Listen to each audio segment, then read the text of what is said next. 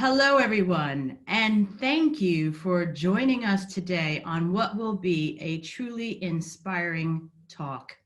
My name is Renee Hunt, and I am the Director of Group Digital Platforms for Sky, based up in wonderful Leeds. And today I have the pleasure and the honor of speaking to a woman who is truly a pioneer in our industry. Now, we use icon and pioneer a bit throwaway these days, but in this case, it is absolutely 100% earned. I'm also very excited because I'll tell you a personal story. When I first moved to the UK back in the late 90s, I heard of this exceptional company. It was a software company that was led by women. And my head was like blown at the idea of this in the late 90s. And I was like, how can I get with them? I need to learn about this company. Imagine my complete excitement to be talking to the woman who started that company, not in the 90s, not in the 80s, not in the 70s, but in the 1960s. So if you have not heard of Dame Stephanie Shirley, I want you to sit back and get ready for the most inspiring story. And I am super excited. I'm not going to talk anymore because I'll just go on and on. Y'all know me. But it is my absolute honor and pleasure. And without further ado, to introduce you to Dame Stephanie Shirley. Thank you. Over to you, ma'am. I want to pay tribute to the mother of computing as we know it today, Ada, Countess of Lovelace, who had her roots in the Northeast and was clearly a Northern power woman. And I honor her excellence in mathematics and science, then, as perhaps still now, thought to be the prerogative of men. I salute her as an icon. Ada was the legitimate child of the mad, bad, and dangerous to know romantic poet Lord Byron, the original Regency hero in boots and tight pants. When I heard about Byron taking his pet bear for a walk in Cambridge, that cold, damp place in the fens founded by a group of people thrown out of Oxford, I was reminded of a nursery rhyme. Mary had a little lamb. She also had a bear. I've often seen her little lamb, but never seen her. Oh, I'm so sorry, I've forgotten how it finishes. The beautiful Ada had been blown away by the work of the polymath Babbage. They became pen pals, and so it was that she became a poster girl for women's contribution to technology.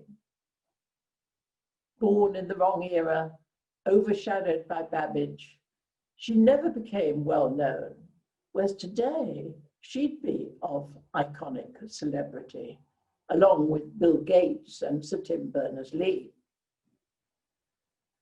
Nevertheless, she's a powerful symbol of women working in technology, the star of the Woman's Gallery in the National Museum of Computing. I'm also in there as a late pioneer of the computer industry, late as opposed to early. So you see before you a museum piece.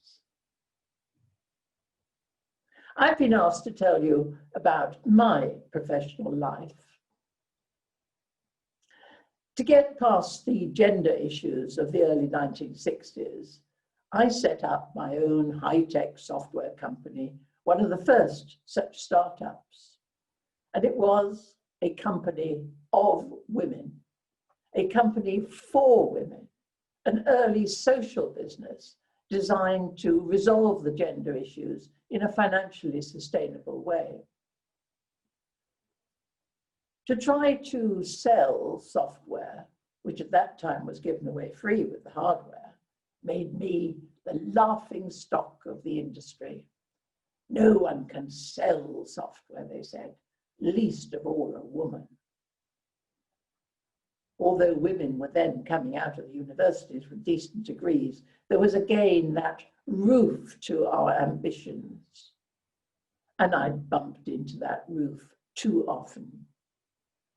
I wanted opportunities for women. I recruited professionally qualified women who, as was then the norm, had left the computer industry to marry or have children, and structured them into a home working organization, a 20th century cottage industry. And we pioneered the concept of women going back into the workforce after a career break. We pioneered all kinds of flexible working, job shares, then profit shares, and later co-ownership, when I got a quarter of the equity into the hands of the staff at no cost to anyone but me. We paid for work done rather than time spent, and with a cafeteria of benefits so people could choose between direct pay and holidays, pensions, or perks. And my generation of women fought the battles for the right to work and for equal pay. Today, women expect men to fight alongside, for still we fight. When strong young men offered to carry my equipment for me, I used to reply somewhat tetchily, "I believe in equal pay and will carry my own things." Nowadays, I sigh, "Oh, how kind. Thank you so much." No one expected much from women in work because all expectations were about home and family responsibilities. And I couldn't accept that, and so started to challenge the conventions of the time, even adopting the name Steve in business letters to get through the door before anyone realized that he was a she. Ada herself also masked her gender by signing with just her initials, A-A-L.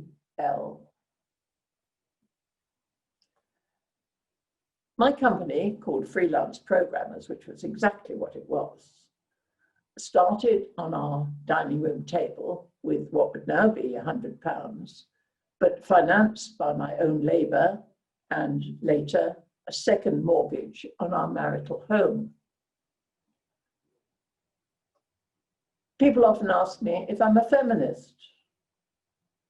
Indeed, yes, but not in word. I'm a humanist, totally committed to valuing each human being and convinced that every single person can make a difference. I thought business would fast forward my career in software because that's what I loved. But nasty surprise, soon found myself swamped by administration, without which nothing gets done, human problems, tax issues, cash flow, data gathering. I was paying other people to do all the interesting stuff, and I learned then of my low boredom threshold. Lots of people have ideas. The difficulties come with the implementation. My interests were scientific and the market was commercial. So I went for compromise operational research work, which was both intellectually challenging for me and commercially valued. Scheduling freight trains for British Rail, and timetabling buses, and stock control, lots and lots of stock control. Everything from cables, which come in vast rolls and lose value when you cut them, to ice cream, which came in tiny little tubs and melt. Gradually, the work came in. Lots of interesting tasks because I chased after everything that moved. We disguised the domestic and innovative nature of the workforce by offering fixed prices one of the first to do so. Who would have guessed that the programming of the black box flight recorder for supersonic Concorde was done by a bunch of women working in their homes, 30 of us. It was an important, valuable, and exciting project. Our programmers, remember, only women, including non-binary, and this was 60 years ago, worked with pencil and paper to develop flowcharts defining each task to be done. And they then wrote code, usually machine code, sometimes binary, which was sent by mail to a data center for punching onto cards or paper tape. Then repunching it in order to verify it. All this prior to submission to the mainframe computer.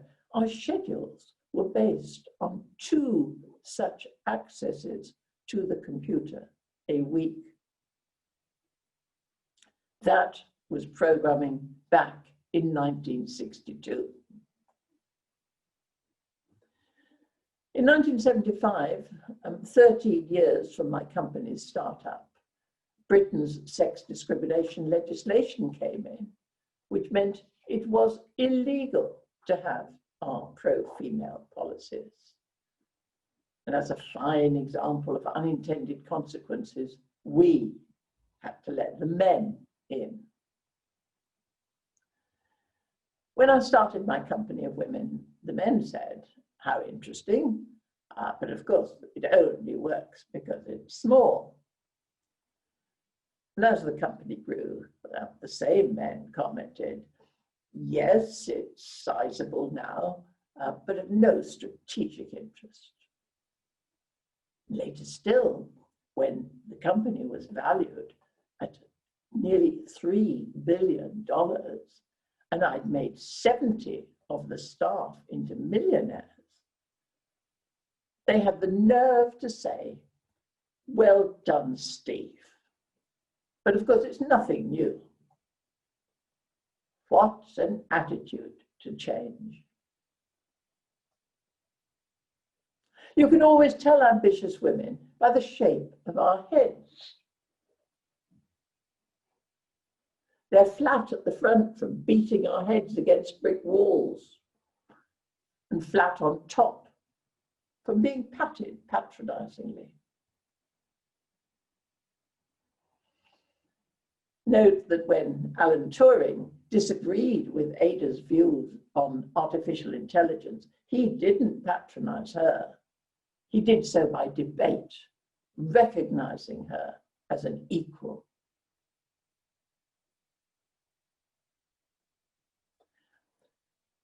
When my company was finally acquired in 2007, it was a quoted PLC with branches worldwide, including Salford, Leeds, indeed nationwide. We were in the FTSE 250. We had a staff of 8,500 people, men and women, which is as it should be.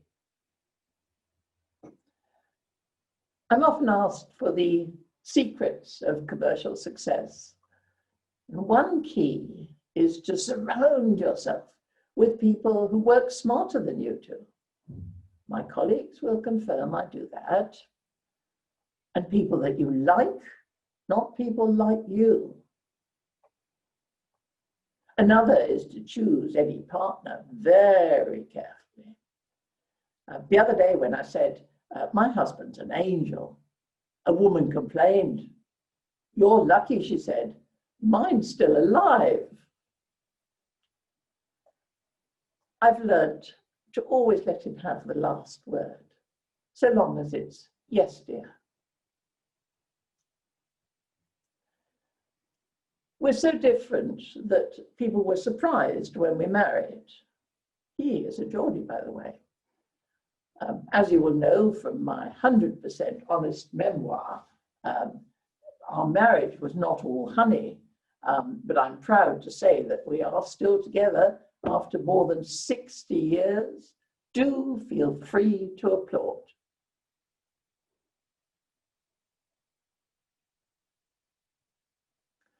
Women's careers often depend on our child rearing. So let me tell you about the family side of my life. Our late son Giles was a beautiful, contented baby.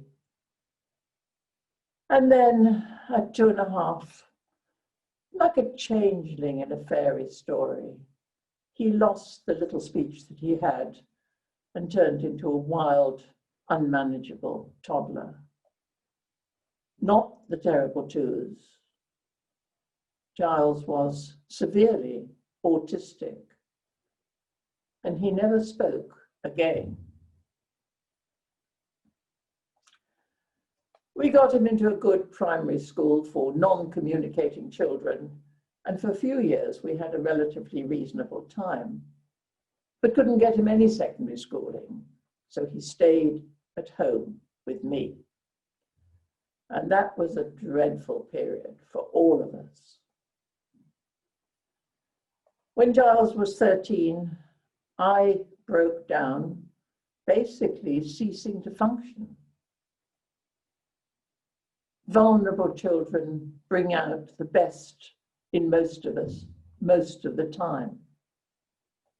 But their incessant demands can expose our own weaknesses. Both of us finished up in hospital. Me for a month. I was only back at work after a year. Giles stayed in a locked ward of an old-style subnormality hospital. And he would have stayed there forever. After all, asylum means a safe place. Except that after 11 years, as happens so often in institutions, he began to lose his human rights. I don't want to go into detail. So we decided to look after him again ourselves. And by this time, we could afford to have paid help. It took us 6 years to deinstitutionalize him. But eventually, Giles was living a simple but dignified life in the community and became the first resident in the first home of the first charity I founded. Today, Autism at Kingwood is where it started, is a medium-sized corporate. It supports over 150 adults with autism 24/7 and is contracted to provide 1 day a week support to another 100 who in the main are able to live independently. It took me a further 11 years, yes, 17 years in total, to get Autism at Kingwood sustainable, managerially and financially independent of me. Then 5 years for the next charity. I'm a learning person, but I was also then able to invest more money, which also always eases things. Then just 2 years for the last charity. Correction, latest charity. Total cost to date, some 68 million. Entrepreneurs tend to pursue several goals simultaneously. And I'm so lucky to always have something to get up for each morning. Because after Autism at Kingwood, there was the groundbreaking Friars Court School for nearly 100 young people aged 5 to 25 with autism. And after 20 years, that's grown into a sizable residential school with an artisan bakery as a small subsidiary, and is currently seeking a second site in order to extend the good it does. My most strategic charity is Autistica, which funds autism research. There's much that we don't know about how to get people with autism leading long, healthy and happy lives. Autistica will probably always remain a small organization, but together those three charities employ over 1,000 people. Going back to my company, I had no experience in running an organization, and in a way, ignorance was bliss. No one had told me what one shouldn't do in business, so I went ahead and did it. I wasn't constrained and had the freedom to innovate and to make mistakes. For example, my lack of commercial expertise meant that our pricing started off wrong and stayed wrong year after year. Profitless prosperity, though it did get us market share. On the other hand, I came up with new ways of marketing, new ways of staffing, new ways of financing the business. Because what carried me through was the belief that I had the guts necessary for any leader to cope with failures, and I had many. To admit to mistakes, face up to them, pick myself up, and move on. The company's success was hard-earned. We failed as often as we succeeded. We sold our Danish subsidiary to the staff, our Dutch subsidiary to a client, and closed down the American company, only to restart there some 20 years later. The one that really took off was India. And in 2007, when the company was acquired, half the 8,500 staff were there. There were years with lots of activity, but no profit. There were years of profit when we went international, followed by years of retrenchment. And this audience will know how business is never, ever boring. Two factors really account for the company's long-term growth. They're both to do with control. First, the concept of spreading ownership as widely as possible throughout the firm. And secondly, where many entrepreneurs fail, I realized my own limitations and brought in professional managers to take the group forward. Both industry and the charitable world are littered with horror stories of organizations whose founders hung on too long, basically suffocating the spirit of their brainchild. In my case, I recognized that I had been a superb technician and was an excellent director, strong on strategy, full of ideas and energy, but merely a dutiful and competent manager, one that hates paperwork, hates politics, hates bureaucracy. So I decided to back out from the day-to-day management of the company. And at my third attempt, I was able to establish a suitable successor. But relinquishing management control proved painful. And that period was one of heavy strain. For me, I became highly stressed, both at home and professionally, traveling too much, smoking too much, exercising not at all. I burned out and broke down. It's not easy to build a business. The cost in human terms can be horrendous. Ironically, the more successful a company was, the less I enjoyed it. And my role changed over the years. My management style also had to change from entrepreneur to businesswoman to corporate. As a software entrepreneur, I made serious money. By the millennium, I was worth over 150 million, a chunk of which a goodly chunk, I lost in the dot-com bubble. And it was 25 years before my company paid a dividend. Even Bill Gates took 10 years with Microsoft. Success, whatever that means, success is found at the edge of failure. And if it were easy, we'd all be millionaires. My Giles died suddenly and unexpectedly when he was 35 years old. I'd already lost my parents, my foster parents, and my sister.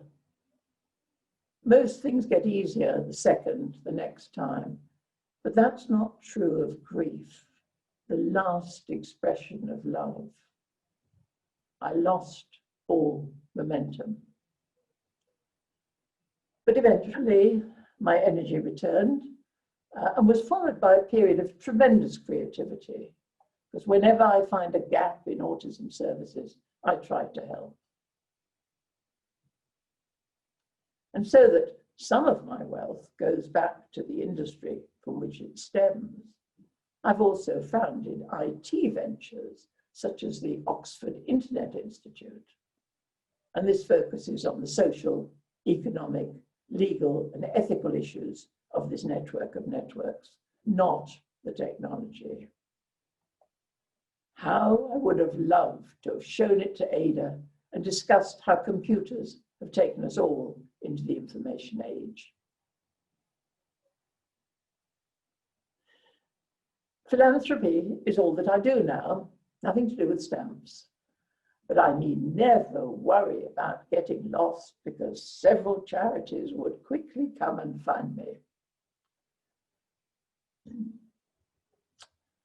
People think philanthropy is just for wealthy people, but everyone can be a philanthropist. If you give 50p to a street person, that's a generous act. But once you start thinking, what's this person doing here? How can we get her into employment, him into a shelter? Then you become a philanthropist. Every single code of ethics mandates the strong to look after the weak. Whatever we do for others, in business or not for profit, is doing it for ourselves. You too can give skills, time, money. You too can be a philanthropist. I put as much effort into making sure I give money away wisely and get just as much satisfaction as I got from making it in the first place. Because giving and the service of others has given meaning to my life.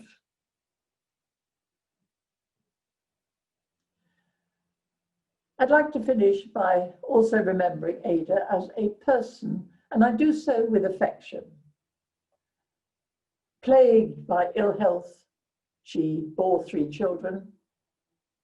Promiscuous, a gambler with a somewhat toxic relationship with her mother, she nevertheless had many close and lifelong friends. I should have liked to have been one. Ada Lovelace died of cancer in her mid-30s, more painfully than necessary, because her mother withheld her painkillers so as to convert or revert her to Christianity. Ada made a deathbed confession to her husband, and she was buried next to the legendary Byron, the father she hardly knew. And I conclude with a misquote from George Bernard Shaw. Reasonable people adapt themselves to the world. Unreasonable people attempt to adapt the world to themselves. All progress, therefore, depends on unreasonable people. I paid tribute to an exceptionally unreasonable woman, Ada, Countess of Lovelace, the world's very first computer programmer. Thank you. Wow, that was outstanding. Thank you so very much. Thank you so much. Unreasonable people. I read somewhere that, was it well-behaved women never make history? And I was reminded of that as you spoke. First, let's get the pleasantries out of the way. How should I address you? Well, you would grovel and curtsy and so on. I like to be called Dame Stephanie. Dame Stephanie, thank you very much. I was remiss because at the beginning I was just so overly excited. I forgot to thank you on behalf of our sponsors today. So today, of course, we are recording this session for the wonderful Ada Lovelace celebrations that we will be having all week. And this has been brought to us today with a partnership by my organization, Sky, the awesome Empowering Women with Tech, and also the Leeds City Council. And we've come together to put on these events this week. And I'm so excited that you're our keynote and I have the honor of talking to you. Dame Stephanie, if you will, can I ask you a few questions about your story and about your talk? So much to unpack in there. I was just scribbling down notes through the whole thing. I feel like we've been on a class. So I want to talk to you about starting your own company. I ran my own company for about 10 years, and I appreciate that if your mind isn't first about business, how tedious, how tedious it is. But tell me this, as a woman in the 60s, how did you know you could do it? Well, I didn't. I always believe in taking a risk and then making things happen. The motivation was not in any case to make money. It took, as I said, 25 years before we actually made any serious money or made any money. But it was part of my crusade for women. I wanted opportunities for me. I wanted opportunities for other women. I was beating up against that glass ceiling for so many years. I thought, I'm going to set up a company. That's the sort of company I would like to work for, that other women would like to work for, that has the things that women are always asking for, flexibility and work-life balance. And every survey comes up with those two. And my company, originally called Freelance Programmers, and work-life balance to the extreme.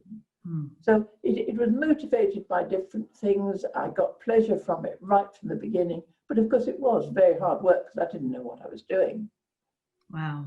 I'm amazed at the innovations you made around flexibility, home working.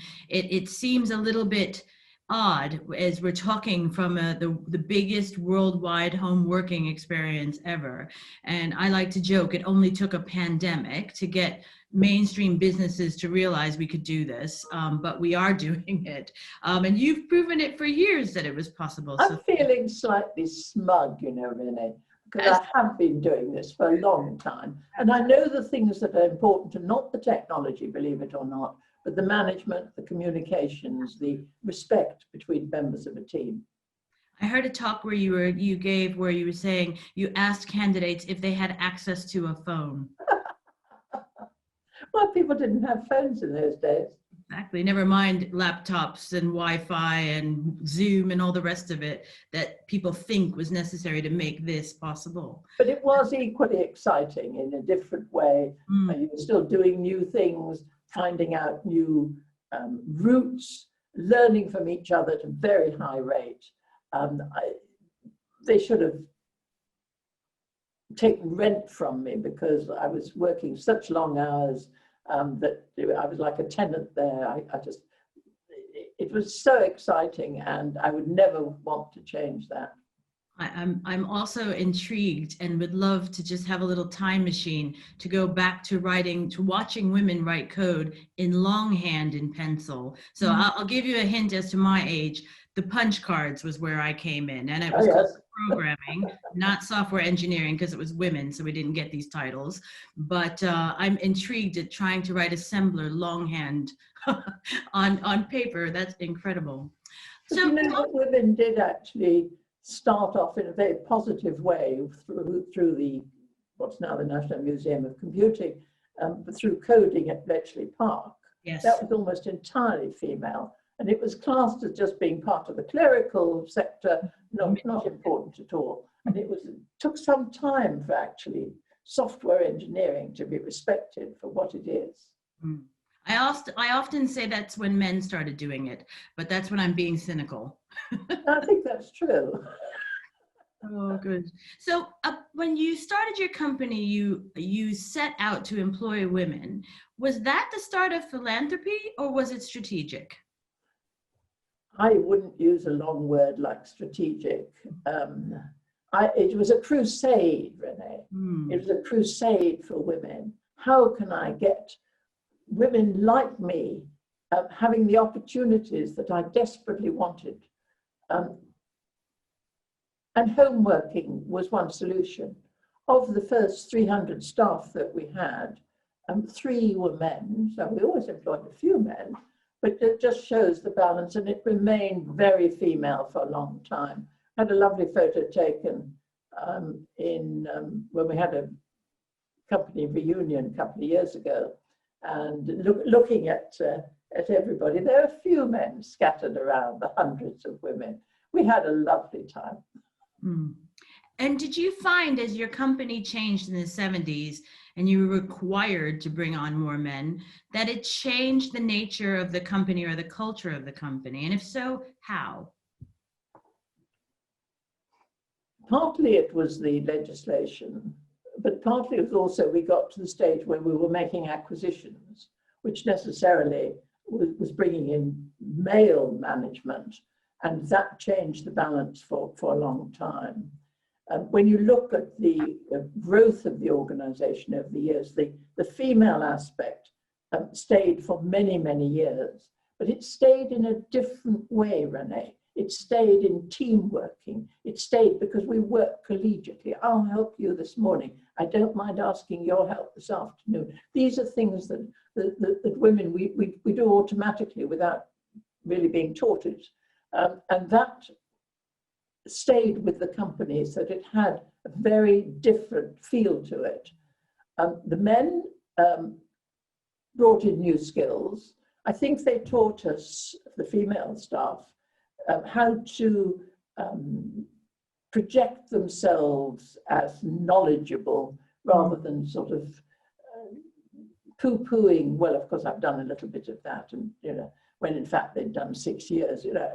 It's extraordinary the way in which women, we denigrate ourselves and don't sort of say what I have done is terrific and I did it and we did it, and not a question of just following other people.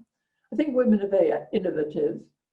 I think the need to survive is always important, and certainly in the north of England, women have worked from home for generations. It is not something new.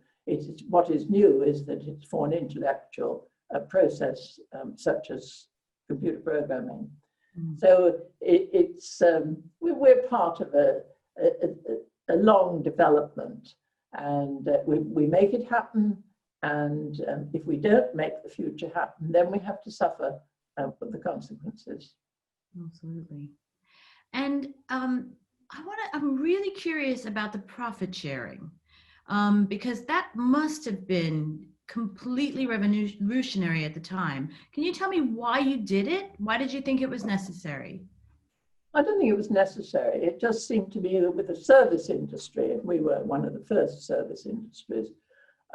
The success depends on the people. I hadn't put any money in.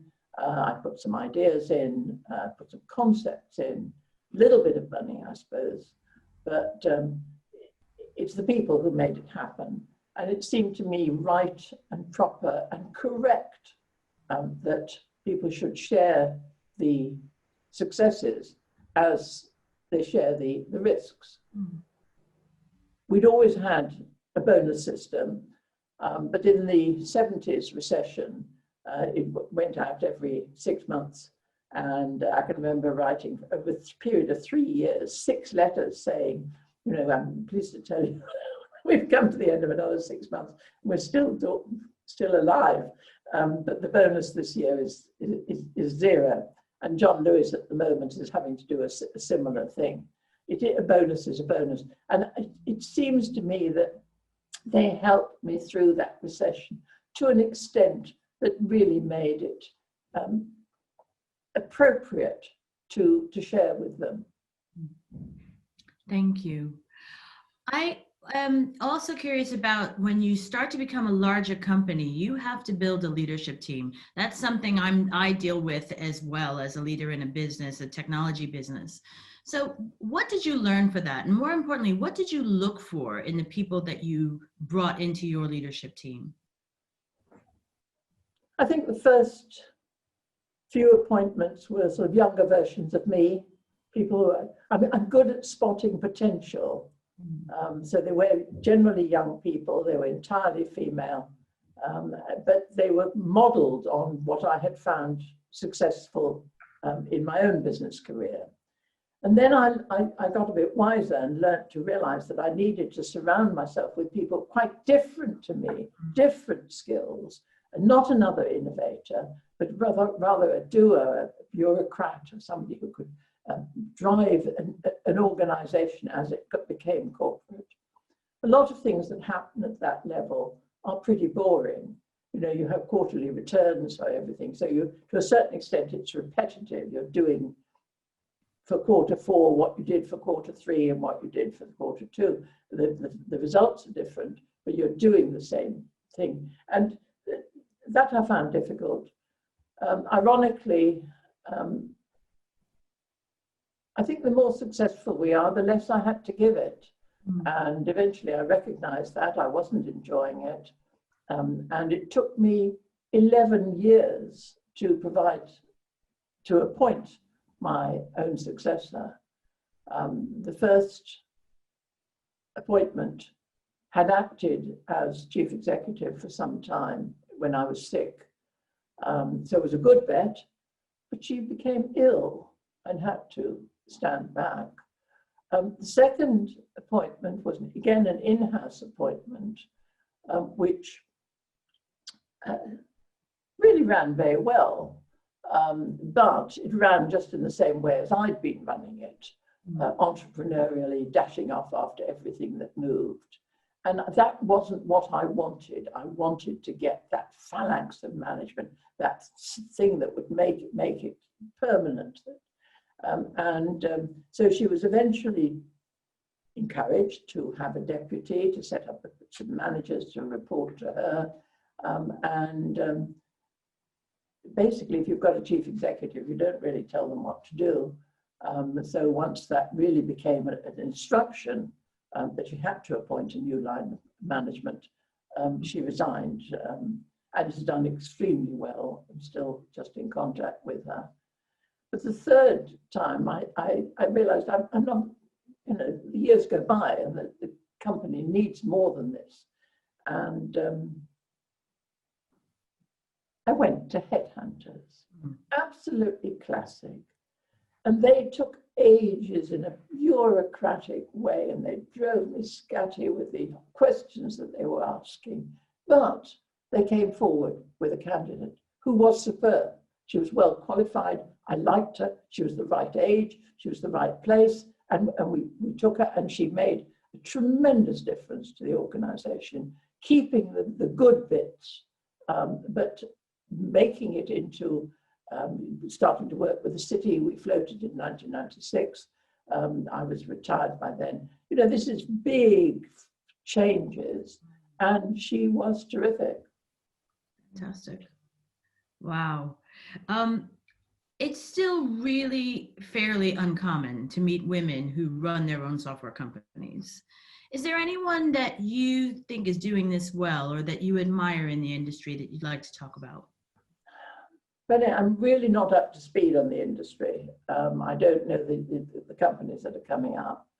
But in a sense, we're all in IT these days. And a woman I do admire is the 60-year-old Anne Bowden, who set up Starling Bank, which was a telephone-only